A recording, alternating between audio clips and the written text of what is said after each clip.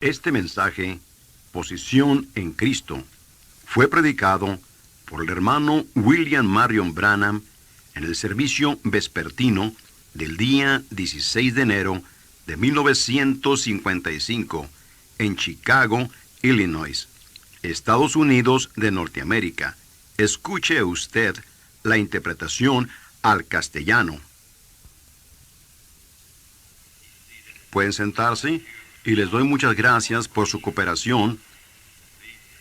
Estos halagos que el hermano Joseph, mi amigo y hermano, acaba de hacer, es que él me ama. Esa es la razón que él dice estas cosas, que lo siento que se nos hizo tarde. Yo dije anoche que estaríamos aquí a las 3, pero pienso que algo sucedió. Cuando yo llegué aquí, me dijeron que iban a llegar un poquito tarde. Yo los escuché anunciar que van a repartir las tarjetas a las 6 y para el otro servicio a las 7. Así que va a ser una tarde ocupada. Me apresuraré con mi porción del servicio. Muchos de ustedes tienen que regresar a sus hogares, tal vez para comer o para algo. Y pueda que algunos quieran ir a casa y pueda que algunos se queden y demás. Pero a lo que el Señor los guía a hacer. El hermano Joseph dice: hermano Branham, si usted preferiría el servicio a las 2:30 y a la gente le gustaría también, podemos tenerlo a las 2:30, creo yo. Bueno, eso probablemente sería bueno. En la tarde entonces, el domingo en la tarde, sí. El próximo domingo por la tarde ellos lo estarán anunciando para las 2:30. Estemos un poquito temprano, dijo el hermano Joseph. Lo hace un poquito difícil cuando uno tiene, ustedes saben, uno tiene que apresurarse. Ahora, yo estaba pensando cuando venía para acá, ustedes saben lo que hace un predicador. Cuando uno llega a alguna parte y dice, bueno, mire, cuando uno va a hablar, bueno, yo voy a hablar sobre un cierto tema, y cuando uno llega allí, el Señor dice, ese no es. Así que uno empieza de nuevo. Yo estaba sentado allá atrás e iba a hablar sobre las promesas infalibles de Dios. Y yo estaba sentado allá atrás y continuaba pensando, bueno, eso me tomaría 1 hora y media. Y yo dije, el Señor me dijo que era mejor no hacer eso. Así que solo voy a abrir aquí en la Escritura por un ratito y enseñar por unos cuantos minutos, si el Señor lo permite. Ahora recuerden, el servicio en esta noche, yo quiero terminar rápido en los siguientes 20 minutos, si puedo, 30. Pues eso les dará oportunidad a ustedes de ir a casa y regresar, y yo tengo que tener un momentito conmigo mismo si vamos a tener servicio de sanidad en esta noche. El hermano Joseph estaba haciendo mención hace unos cuantos momentos de ese ángel del Señor. Mañana ellos tendrán muchas de esas fotografías aquí que fueron tomadas de él, y algunos de los libros para aquellos quienes no los tienen. No los vendemos en domingo o nada, y solamente nosotros. Yo los compro con un descuento de 40%, y el señor Woods y el señor Biller, sentados aquí, mis agentes para estas cosas, ellos se encargarán de ellos y tendrán un estante o algo el lunes. Si a alguno le gustaría obtener una de esas fotografías, bueno, usted puede obtener una, muchas o tantas como usted quiera. Ahora, a la noche es el servicio de sanidad, así que estén seguros de venir temprano a las 6 para recibir su número. Nosotros lo llamamos por número, repartimos tarjetas nuevas cada día porque gente nueva está viniendo, y si nosotros las repartimos todas al mismo tiempo, ellas no tendrán oportunidad. Y muchos de ustedes saben las reglas de la campaña. Nosotros procuramos hacerlo tan honesto y verdadero delante de Dios como podemos hacerlo. Y así que esa es la manera mejor que pudimos encontrar, que cada día todos, si uno reparte todas las tarjetas cuando ustedes vienen primero, entonces alguien viene al segundo día y ellos no tienen una oportunidad. Y si uno tiene que repartirlas cada día nuevamente. Y si uno las reparte a los ministros, lo cual intentamos por un tiempo, quizás ellos le daban a algún extraño una tarjeta y luego quizás a uno de su gente ellos no podían meterla en la línea. Y así es, eso causa resentimientos, y nosotros lo hemos solucionado a través de todos estos 8 años de viajar, hasta que nos dimos cuenta que quizás dándolas y repartiéndolas cada día nosotros mismos y repartiéndolas a la gente un poquito antes que el servicio empiece, y podemos llamarlos en donde sea que el Señor ponga en nuestro corazón llamar. Ahora, ¿a cuánto les gusta la escuela dominical? Yo creo que a todos nos gusta. A mí me gusta la escuela dominical, así que tendremos unos cuantos momentos de escuela dominical. Me quitaré mi reloj y lo pondré aquí para que no me extienda mucho. Y ahora abramos en el Nuevo Testamento, en el libro de Efesios, para solo unas cuantas palabras de exhortación de nuestro Señor Jesús, y le damos a Él alabanza por su palabra. La fe es por el oír, y el oír por la palabra de Dios. Dios en sus grandes y maravillosas promesas que son tan infalibles y lo son más aún que los mismos cielos y la tierra, porque los cielos y la tierra pasarán, mas la palabra de Dios nunca fallará. Tiene que ser. La cosa principal es si nosotros podemos encontrar a qué porción del tiempo de nuestra vida pertenece la palabra de Dios. Dios señala tiempos y límites de tiempo, y luego todo obra para ese tiempo. Muchos de ellos, antes de la venida del Señor Jesús, tenían muchas cosas falsas que se levantaron y dijeron, este es el Mesías, y este es. Muchas cosas falsas sucedieron de acuerdo a las Escrituras, un poco antes de la venida del Señor Jesús. Y la gente intenta hacerlo ella misma. Ella procura hacer que la palabra de Dios cuadre con su programa, pero eso ustedes lo tienen al revés. Ustedes tienen que cuadrar con el programa de Dios. Eso encontramos que eso es la verdad. Ahora, en el Moisés, cuando él estaba ahí, sabiendo que Dios había hecho una promesa que él iba a libertar a los hijos de Israel, bueno, Moisés, sabiendo que él había sido llamado para ese propósito. Ahora, cuando usted tiene un llamamiento de Dios, eso no significa que usted nada más sale y está haciendo la voluntad de Dios. Usted tiene que buscar la voluntad de Dios y el tiempo de Dios para hacerlo. Moisés pensó, bueno, los hijos de Israel entenderán ahora que yo soy su libertador, así que él salió a hacerlo así, y él mató a un hombre, y él se dio cuenta que eso los hijos de Israel no entendieron. Entonces Moisés perdió todas sus esperanzas y todo el poder que él tenía, pensando que la libertad no era para los hijos de Israel. Él había perdido todos los pensamientos de libertad hasta que Dios lo encontró a él un día en la zarza ardiendo. Y luego, cuando la sazón de Dios vino exactamente, entonces él le reveló a Moisés su plan. Ahora, esa fue la razón que a Moisés se le había olvidado respecto a la liberación, la promesa de Dios que él los libertaría a ellos, pero a Dios no se le había olvidado su promesa. Moisés intentó por sí mismo y falló. Eso es lo que la iglesia ha hecho muchas veces. Nosotros hemos intentado por nosotros mismos de hacer cosas, cuando fallamos de encontrar el elemento del tiempo de Dios. Dios tiene un tiempo para todas las cosas. Él tiene un tiempo en el que Él tiene. Nosotros plantamos maíz, tenemos un tiempo en el que aramos el maizal. Luego al tiempo cosechamos el maíz. Las lluvias de primavera vienen, la sequía durante el verano, las lluvias del otoño, la nieve. Uno no puede nada más decir, yo planto mi trigo hoy y mañana y salgo y lo cosecho.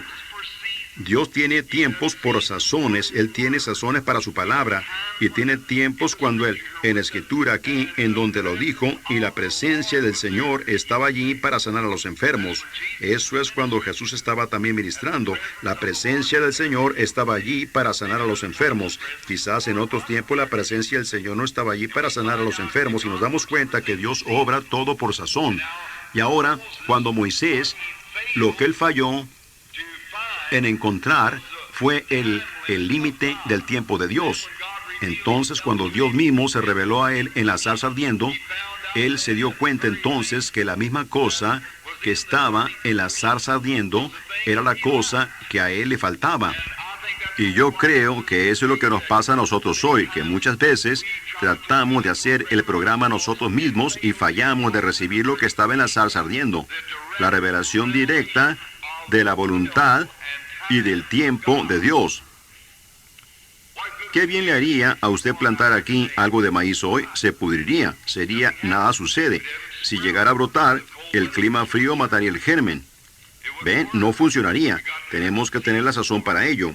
Así que cuando Moisés se dio cuenta de la verdadera voluntad directa de Dios y del tiempo de Dios y de la revelación de cómo hacer todo, ahora sí, intenten apartarlo de Egipto. Él regresó a Egipto tan pronto como pudo, porque él sabía que Dios había prometido liberación y que el tiempo de liberación había llegado, porque eso era directamente. Ahora Moisés primero estaba mirando a la palabra.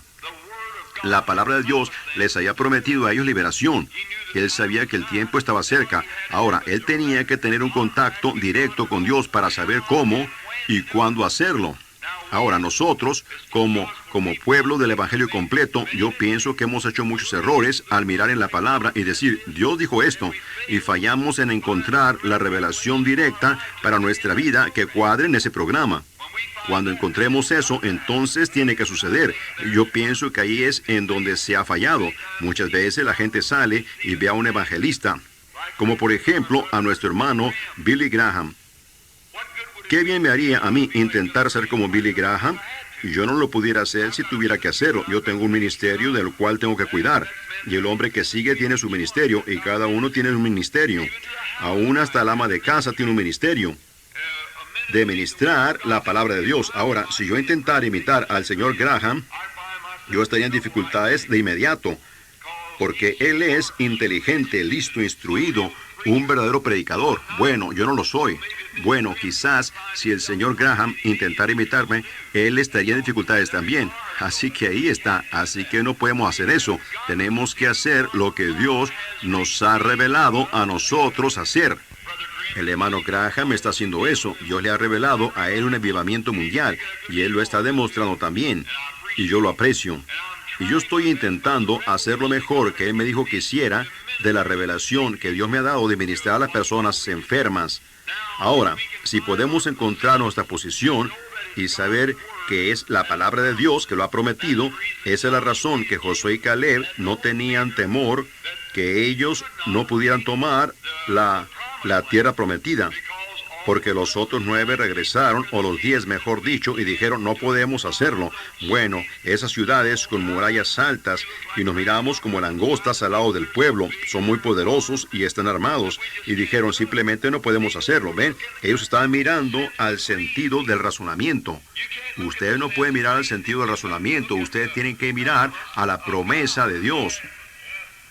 Ahora, Dios ya había enviado a su ángel, y el ángel estaba en el campamento moviéndose, y la revelación de Dios había traído la palabra de Dios manifestada, y ahora ellos ya estaban preparados para entrar a la tierra prometida. Por lo tanto, Josué y Caleb tenían todas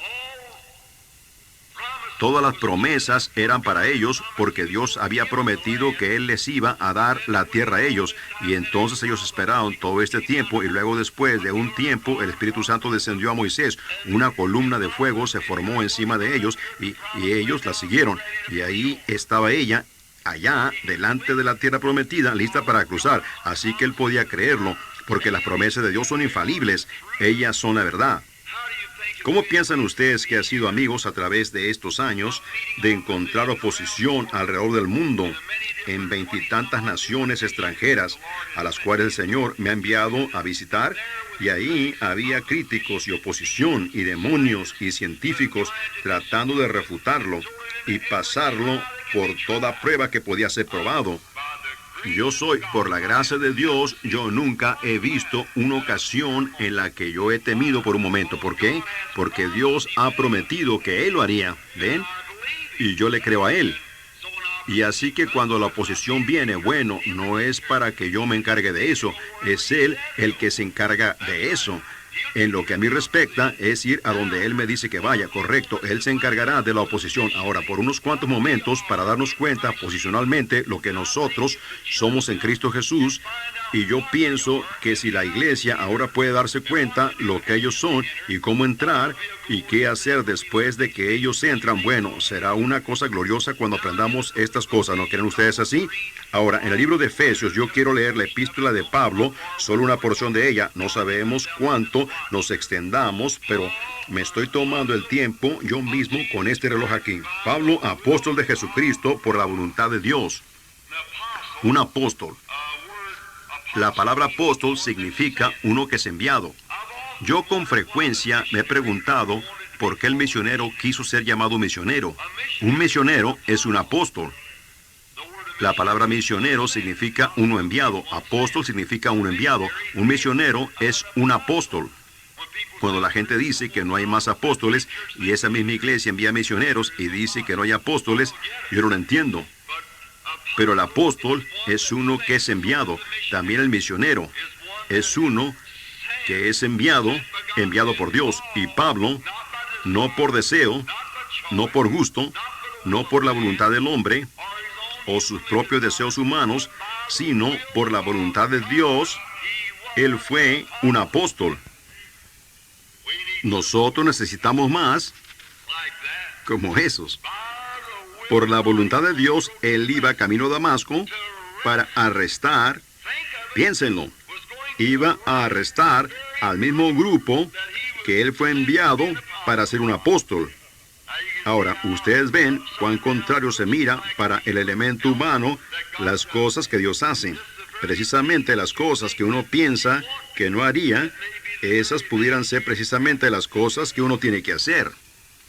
Cuando yo primero vi a la gente del Evangelio completo, vi a una muchacha una noche pararse en la audiencia cuando la música estaba tocando y empezar a danzar de punta a punta del auditorio. Yo nunca dancé en mi vida, nunca estuve en un salón de danza y nunca quería danzar. Bueno, por el egoísmo aquí, no audible, sino en mi corazón, yo critiqué a la muchacha. Yo dije, no hay nada de Dios respecto a eso. Solo un joven predicador bautista sentado ahí, y dije, no puede haber nada en eso. Esa mujer allá en el auditorio, ella únicamente está haciendo una exhibición. Ella solo quiere que alguien la mire. Yo por nada lo hubiera dicho en voz alta, pero en mi corazón yo lo estaba pensando. Algunos de ellos dijeron, ¿qué pensó usted de la reunión? Yo dije, estuvo bien. Pero en mi corazón, yo no creí en eso. Así que ustedes saben, una noche de Año Nuevo, yo estaba sentado en mi propio tabernáculo y ellos empezaron a tocar esta alabanza, habrá en el aire un encuentro con Jesús. ¿Y saben ustedes lo que sucedió? Yo hice la misma cosa. Así que ustedes ven por qué. Precisamente las cosas que uno dice que no haría, puede hacer que uno tenga que hacerlas en alguna ocasión.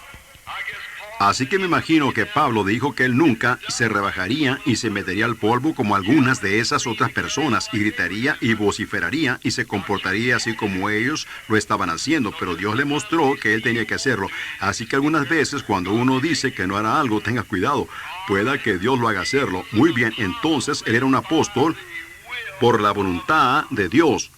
Él no tenía voluntad en ello, Dios lo hizo. Lo hizo a él un apóstol del Señor Jesucristo. Por la voluntad de Dios a los santos. Fíjense, esto no está dirigido a los pecadores, incrédulos. Esto está dirigido a los santos o a los santificados. Escriban lo que la palabra santificar significa los limpiados y puestos a un lado para servicio. En el Antiguo Testamento es una palabra compuesta, no únicamente significa limpio, sino significa puestos a un lado para servicio. ¿Ven? Es ser limpiado y puesto a un lado para servicio. El altar santificó al vaso y él lo puso a un lado para servicio. A los santos y fieles en Cristo Jesús que están en Éfeso. ¿Ven a quién él está dirigiendo esto? Permítame ahora leerlo sin interrupción. Escuchen, Pablo, apóstol de Jesucristo por la voluntad de Dios, a los santos y fieles en Cristo Jesús que están en Éfeso. A los fieles en Cristo Jesús. Ahora, esta epístola está dirigida a esos, no al mundo de afuera, no es un sermón. Pablo no les estaba predicando aquí a los que no eran salvos. Él se los estaba predicando a los salvos, a los llamados fuera, a los separados, a los puestos a un lado y a los fieles en el llamado. Ahora, a esos son a los que él se está dirigiendo, a los que están en Jesús. La posición del creyente es en Cristo. Y Cristo únicamente se encontrará con el creyente. El creyente únicamente puede adorar a Cristo si él está colocado posicionalmente en Cristo. No creo que ustedes lo captan. Permítanme tomar otra dirección. Miren, un creyente no puede adorar y no tiene derecho a adorar.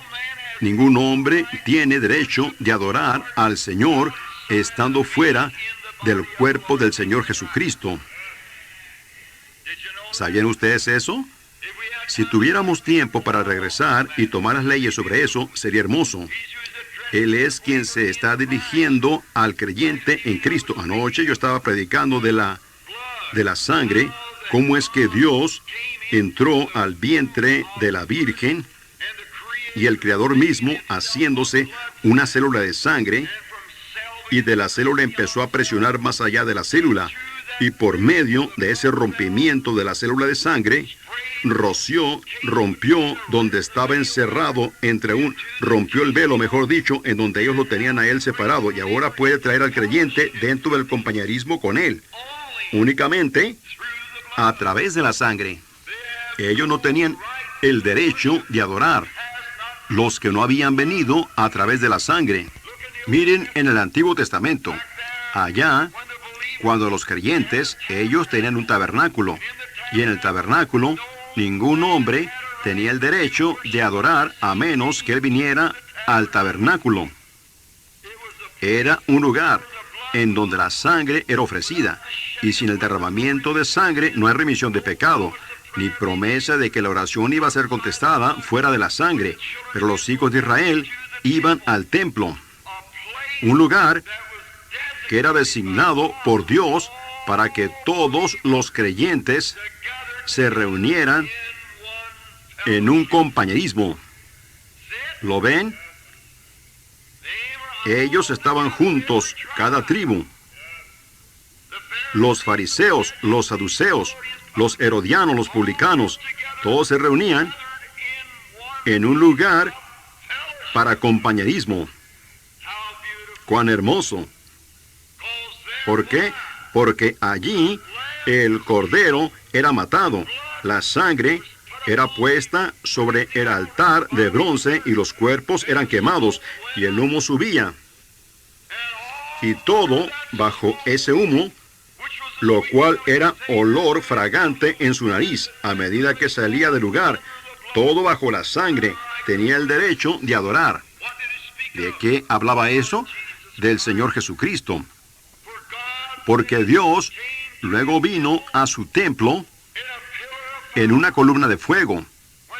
Cuando el templo fue hecho un lugar para adorar, para que todo Israel se reuniera, la columna de fuego entró y pasó sobre las alas de 70 pies de los ángeles. Se regresó y pasó sobre los ángeles en la pared.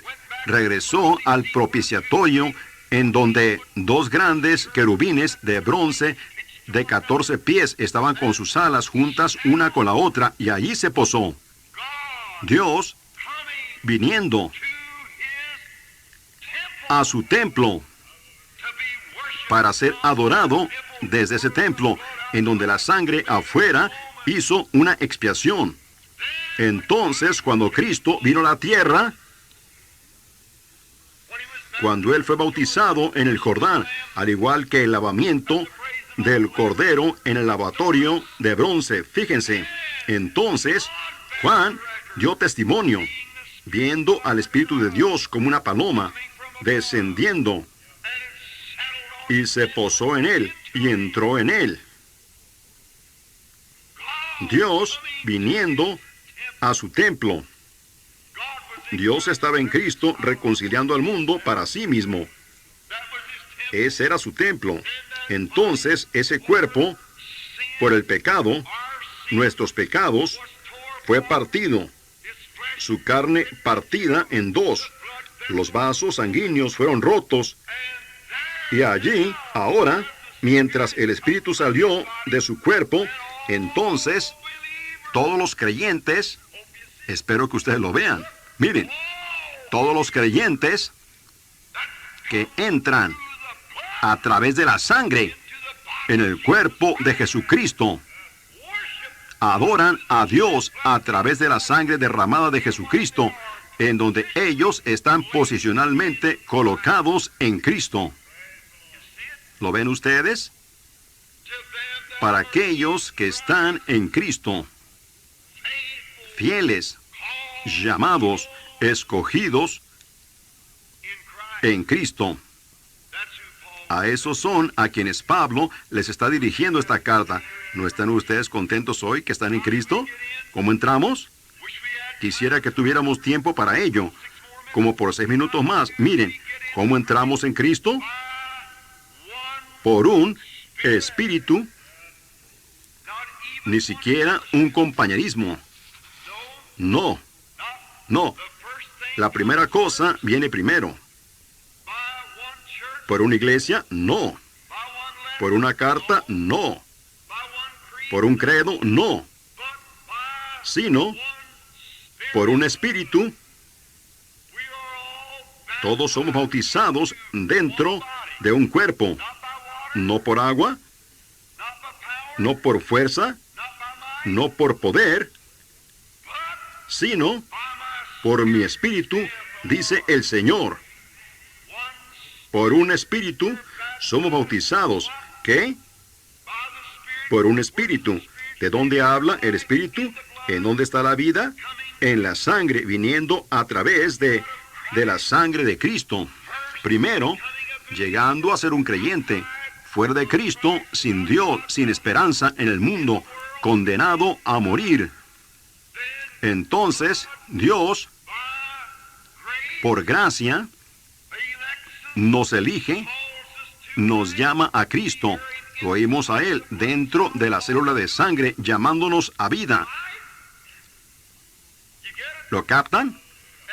Y entonces, venimos y confesamos nuestros pecados y somos bautizados para la remisión de nuestros pecados. Entonces tomamos a través de la sangre hasta que la célula de sangre, venimos a través de la sangre rociada. Entonces somos bautizados por el Espíritu Santo dentro de esta célula de sangre. Y tenemos compañerismo uno con el otro, mientras la sangre de Jesucristo, el Hijo de Dios, nos limpia de toda maldad. Oh, hermanos, allí está. Eso es lo que necesitamos. Primero venir posicionalmente a Cristo, a través de la sangre derramada, y luego estamos posicionalmente sentados en Cristo. Fíjense en esto ahora, el siguiente versículo.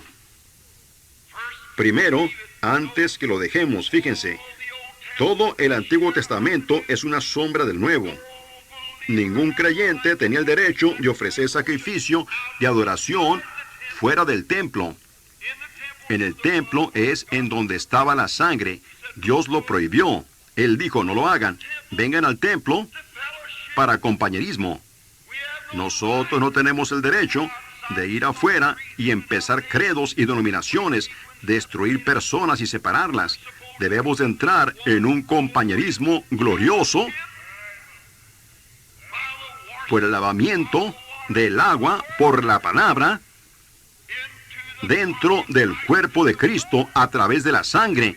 Y nosotros llegamos a ser hijos de Dios, comprados con sangre. Entonces yo no tengo el derecho de decir, porque usted es un metodista, usted no es mi hermano, y usted es un bautista, usted no es mi hermano, o si usted es pentecostal, usted no es mi hermano. Todos hemos sido hechos partícipes de este compañerismo después de que hemos venido a través de la sangre. Entonces nos sentamos juntos. ¿En qué clase de lugares? Lugares celestiales, como en Cristo Jesús. Lugares celestiales, lugares celestiales. Cuando usted está fuera de Cristo, usted no entiende los lugares celestiales. Cuando está allá afuera, usted mira y dice, oh, ese montón de fanáticos, ellos no saben de lo que están hablando. La razón que usted no sabe es porque usted nunca ha sido participante del compañerismo de sus sufrimientos. Usted nunca puso sus manos sobre su cabeza bendita y sagrada y sintió los dolores del Calvario por sus pecados. Usted nunca supo lo que eso era. Amigo, compañero, usted no sabe lo que eso significa hasta que suba al Calvario y vea tal precio que fue pagado por usted.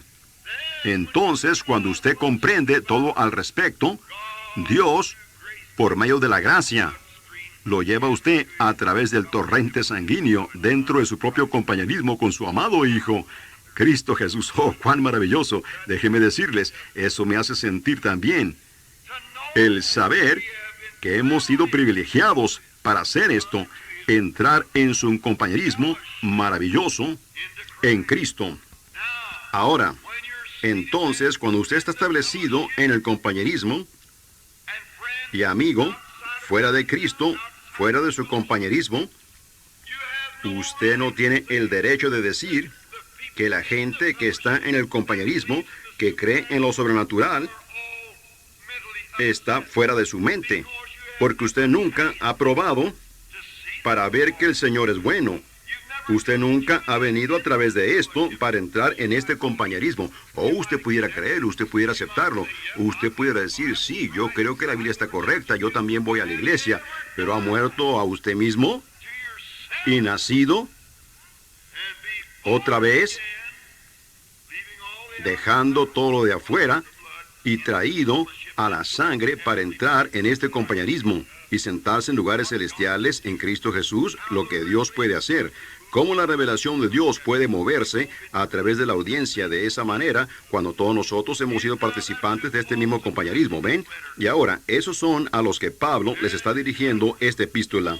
Y solo por un minuto o dos más, Pablo les está dirigiendo esta epístola a aquellos que están en Cristo Jesús. ¿Ven ustedes? Y a los fieles que están dentro. ¿Ven cómo entramos? Ninguno afuera tiene el derecho a entrar. Ninguno sin venir a través de la sangre puede estar adentro. Oh, él dice, yo vine a través de la sangre. Y él está sentado allí mismo diciendo, yo no entiendo estas cosas. Seguramente que no. Él está pretendiendo que vino a través de la sangre. Pero si él alguna vez llega a ser un hijo y un participante, él es su hermano. Y él está, que es él, el mismo espíritu que estaba en Cristo, está en usted y en él. Y ustedes son conciudadanos. Oh, hermanos, esa es la palabra que yo quiero. Yo he estado dándole vuelta por media hora para encontrarla. Conciudadanos del reino espiritual. Ciudadanía. ¿No están ustedes contentos en esta noche que la tienen? Conciudadanos del reino de Dios. Esperando que el rey venga algún día.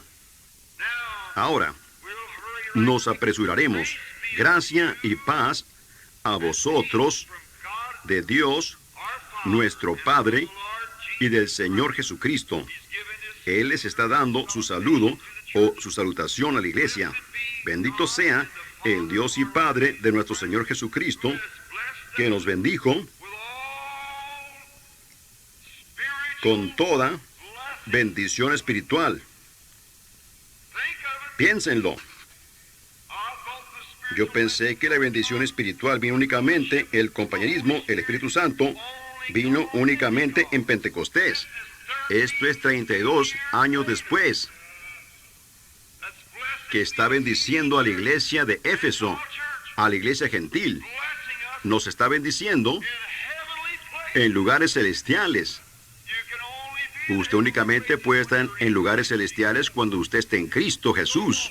Así que si el Espíritu Santo los bautizó a ellos en lugares celestiales, en ese entonces, Él bautiza ahora en lugares celestiales. El mismo compañerismo. Ahora, lugares celestiales en Cristo. Ahora, rápidamente, yo les daré a ustedes mi punto de vista y luego tendremos que irnos. Según Dios nos escogió, no mi deseo, no su deseo, no fue el deseo de Pablo. Según nos escogió en Él antes de la fundación del mundo. ¿Pensaron ustedes en eso? Él nos escogió en Él antes de la fundación del mundo. ¿Para qué? Para que fuésemos santos. No porque yo viví bien, sino porque Él me escogió para ser de esa manera. Él lo hizo, no yo. Esa es la razón que usted es santo esta tarde, no porque usted lo merece, sino porque Él lo escogió a usted para ser de esa manera. ¿Cuándo? Antes de la fundación del mundo. Santos y sin mancha. Delante de Él en amor. ¿Cómo pudiéramos hacerlo? Tenía que haber una obra maestra para hacer eso. Y ese fue Cristo Jesús. Escuchen. Ustedes no lo recuerdan, ni tampoco yo. Pero nosotros estábamos antes de la fundación del mundo. Cuando Dios hizo al hombre, dijo, hagamos al hombre a nuestra imagen, démosle a ellos, plural, hagamos al hombre a nuestra imagen, hombre espíritu, y démosle a ellos dominio sobre los peces del mar y del ganado y demás. Génesis 1. Dios diciendo eso, hagamos al hombre. Ahora, allá, antes de la fundación del mundo, Dios lo escogió a usted en Cristo Jesús para parecer santo al fin del tiempo, todo el trayecto desde la fundación del mundo. ¿Lo ve usted? Ahora, rápidamente, captémoslo ahora. El siguiente versículo, habiéndonos predestinado o elegido para ser adoptados hijos suyos por medio de Jesucristo, según el puro afecto de su voluntad. ¿Me permiten hablarles a ustedes solo por un momento? Dios, antes que el mundo empezara, fíjense, ninguno, dijo Jesús, puede venir a mí si el Padre que me envió no lo trajere. Esa es la propia palabra de Jesús. Aquí está la célula de sangre, aquí está rota, aquí está el rociamiento de la sangre moviéndose. Ahora, aquí está Cristo dentro de esta célula de sangre. Cristo significa el ungido. Él era la célula de sangre ungida. Aquí Él está dentro de aquí. Aquí está Dios, nuestro Padre. Miren lo que Él está haciendo. Ningún hombre puede venir a mí a través de este rociamiento de sangre, excepto que mi Padre lo trajere. Y todo el que viene, yo le daré a él vida eterna, no lo echo fuera, y lo resucitaré en el día postrero. ¿Ven ustedes lo que es? Ahora miren, Él nos ha escogido para este propósito, habiendo predestinado, o sabía previamente, Él entendió previamente lo que sería desde el principio. Dios en el principio, simplemente sabiendo lo que Él haría en el fin. Él predestinó, o podría decir previamente, lo que sería. Sabía previamente, sabiendo previamente que estaríamos en Cristo Jesús. Fíjense, habiéndonos predestinado para ser adoptados hijos suyos, la adopción. Tomaremos ahora las leyes antiguas solo por un momento otra vez y luego tendremos que terminar. En el Antiguo Testamento, cuando un hombre... ¿Están ustedes disfrutando la lectura de la palabra?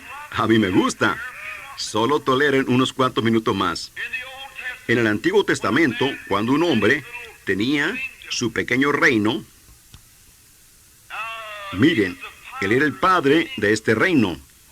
Una pequeña posesión. En San Juan aún se continuó hasta el pueblo anglosajón en Bretaña hace años, aún hasta la traducción o versión de King James. Ustedes se encuentran en San Juan 14 que dice, en la casa de mi padre hay muchas mansiones. Eso suena extraño que en una casa haya mansiones, pero lo que es, en el tiempo de la versión de King James, como una traducción, cada hombre que tenía un reino, un rey, él tenía ese dominio que era de él. Y él era llamado el Padre. Y eso era llamado su casa. Los hijos, todos sus súbditos eran él era dominio, su dominio era sobre ellos, y eso era llamado su casa. Así que ellos dijeron, en mi Padre, ahora, creo yo que Moffat lo pone en la casa apartamento, hay muchos apartamentos. Yo no estoy de acuerdo con eso. Pero en el original dice, en el reino de mi Padre hay muchos palacios. Eso suena mejor, ¿no es así? Correcto. Ahora, cuando un hombre, en el Antiguo Testamento, un hombre judío, en Palestina, de donde ellos eran ya sea que él fuera, o de la tribu de José, o de Efraín, o de la que él fuera, él tenía sus propias tierras destinadas que le pertenecían a él. La historia hermosa de Ruth, cuando regresó con Noemí, cuando Noemí había perdido toda su herencia, y Boaz la redimió. Creo que yo prediqué sobre eso la última vez que estuve aquí. Un cuadro hermoso. Ese fue su pequeño dominio, como su pequeño reino, su posesión. Era traspasado. Uno le seguía al otro. Ahora, cuando un padre se casaba y cuando este muchacho, heredaba lo que su padre tenía, sus hijos nacían.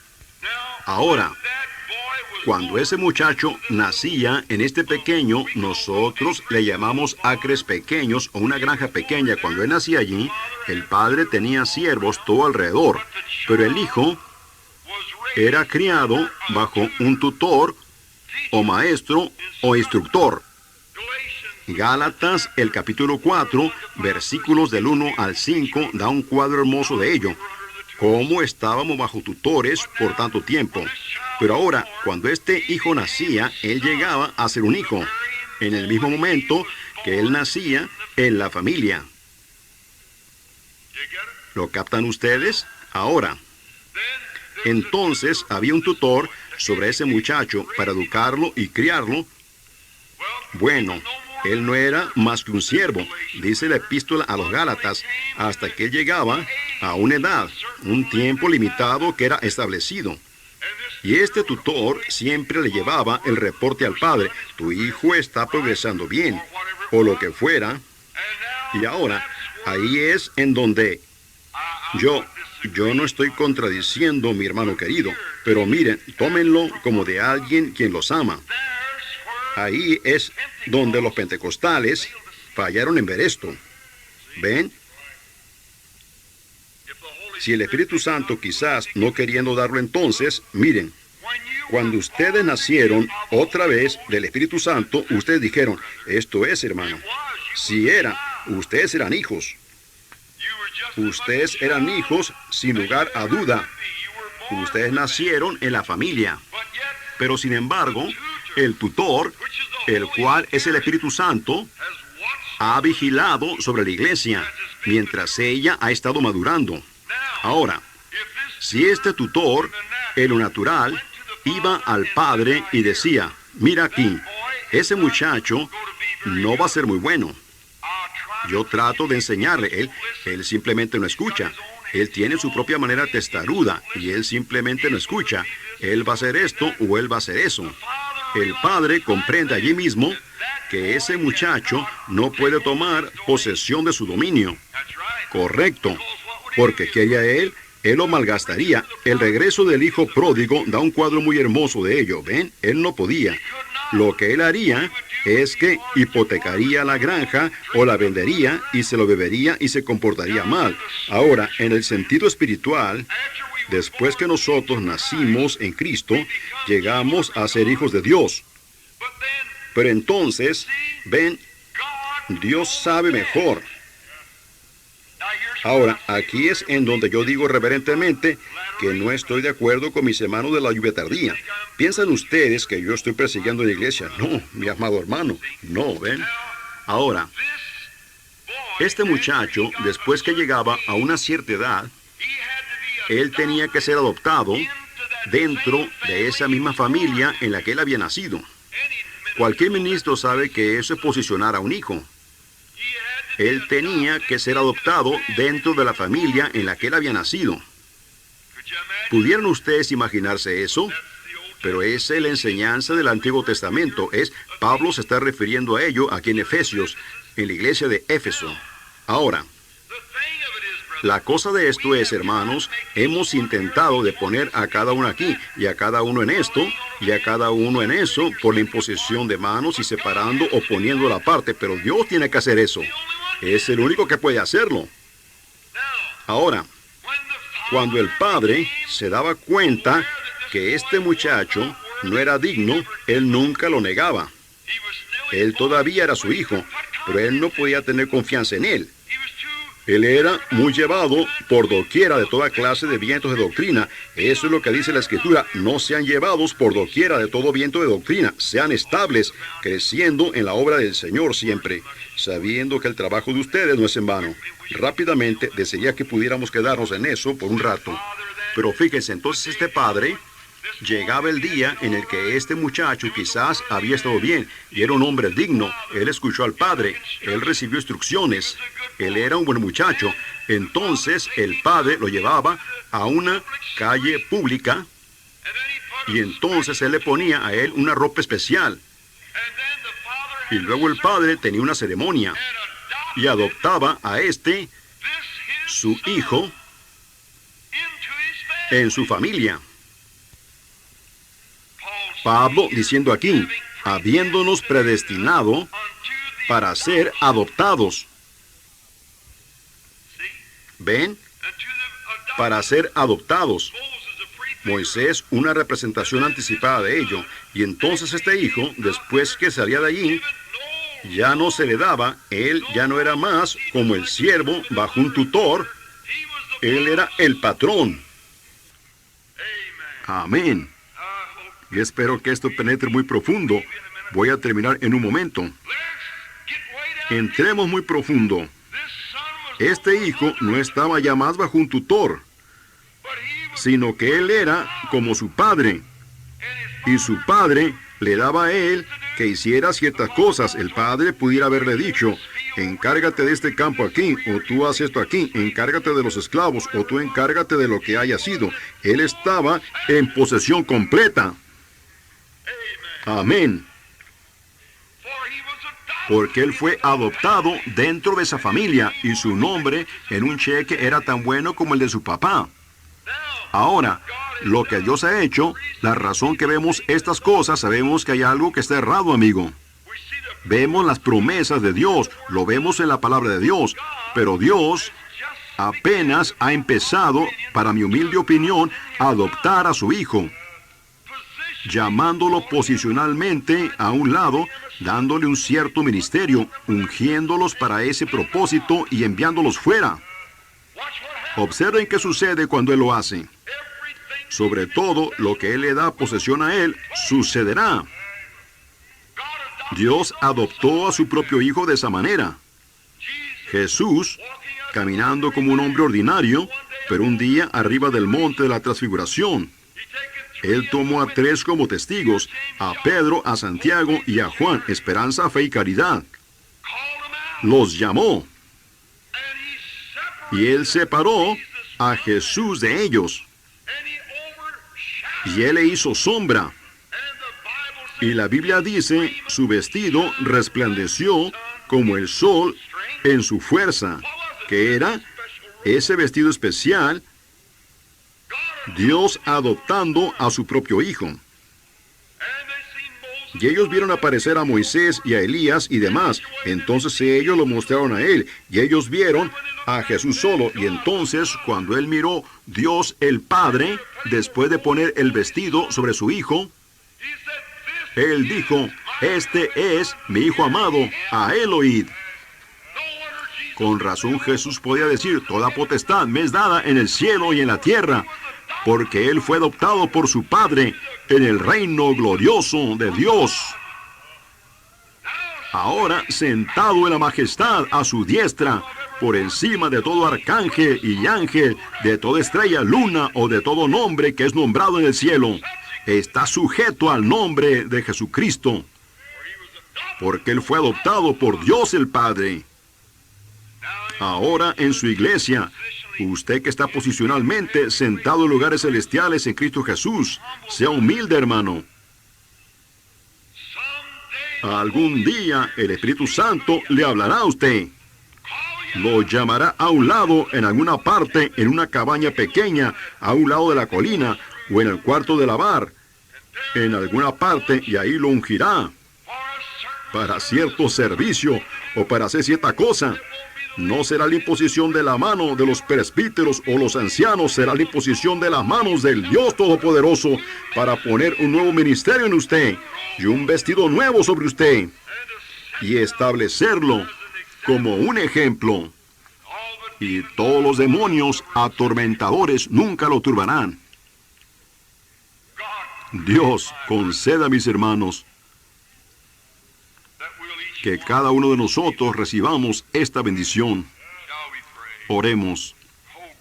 Oh Dios, Padre nuestro, estamos agradecidos contigo en esta tarde por Jesús, como tú lo llevaste allá arriba al monte de la transfiguración y fue transfigurado delante de ellos, tú lo cambiaste a él. Y tu voz dijo, como en la adopción, este es mi Hijo amado, a él oíd. Y Dios, estamos procurando lo mejor que podemos de oírlo a Él y de seguirlo a Él en todo lo que hacemos o decimos. Envíalo dentro del edificio en estos momentos, Señor.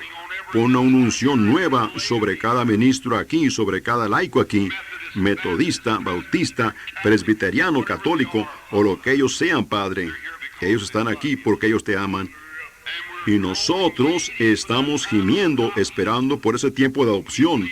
Y creemos que uno de estos días el Espíritu Santo se moverá dentro, no con un nuevo nacimiento, porque hemos recibido eso a través de Cristo, sino que tú entonces adoptarás a tu iglesia. Entonces ella será vestida en el poder de la resurrección del Señor. Y pedimos, Padre, que tú hagas esto prontamente, porque los días se miran tan oscuros y malos por delante. Pedimos que tú nos adoptes ahora, Señor, dentro de tu familia. Danos la autoridad que necesitamos, Padre, para hacer callar a los oponentes. Con razón, ellos oraron cuando regresaron. ¿Por qué se amotinan las gentes y los pueblos piensan cosas vanas? Dijeron verdaderamente, Señor, extiende la mano de tu Hijo para sanar a los enfermos. Salva a los perdidos hoy aquí, Padre. Sana a los enfermos. Porque te lo pedimos en el nombre de Jesús. Y mientras tenemos nuestros rostros inclinados, yo me pregunto si el hermano Egbert tiene una alabanza de invitación que él pudiera cantar en este momento. ¿Cuántos aquí levantarían su mano y dirían, hermano Branham, ore por mí? Dios le bendiga a usted, a usted, a usted. Dios le bendiga por donde quiera. Mi oración humilde y sincera. Dios le bendiga a usted, le ayude. Debo apresurarme ahora para estar listo para el servicio de esta noche. Las tarjetas de oración serán repartidas como en 1 hora y 15 minutos más. Hermano Bosé, tome ahora el púlpito. Dios les bendiga. Estén en una oración mientras yo voy a orar.